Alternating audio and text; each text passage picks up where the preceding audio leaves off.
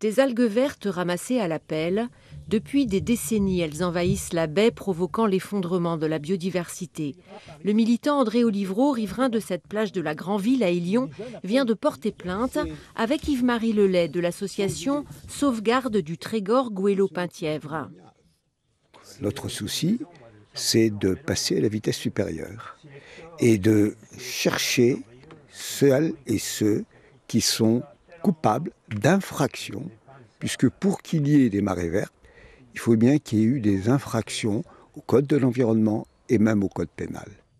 Et elles pourraient être nombreuses, ces infractions, dans une zone classée Natura 2000. Pollution de l'eau et des milieux, atteinte à la sécurité des personnes, destruction d'espèces protégées, mise en danger de la vie d'autrui. Alors, pour appuyer la plainte, des cahiers de doléances ont été ouverts ce samedi. Pour continuer la poursuite de cet engagement juridique, il faut des plaignants. Donc, étant le riverain le plus concerné, et qui, depuis de longues années, se bat contre cette pollution, eh bien, je dépose plainte et j'appelle en même temps à remplir un cahier de plaintes et doléances.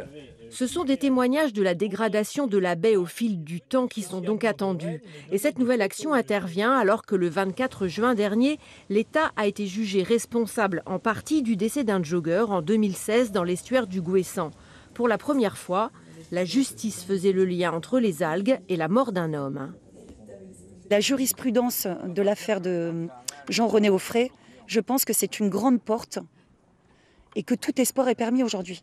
C'est ça qui est important pour l'avenir. Parce que nous avons des enfants, nous avons des petits-enfants.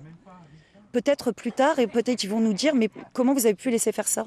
Des militants qui ne sont pas prêts à baisser les bras. Le combat contre les marées vertes est relancé.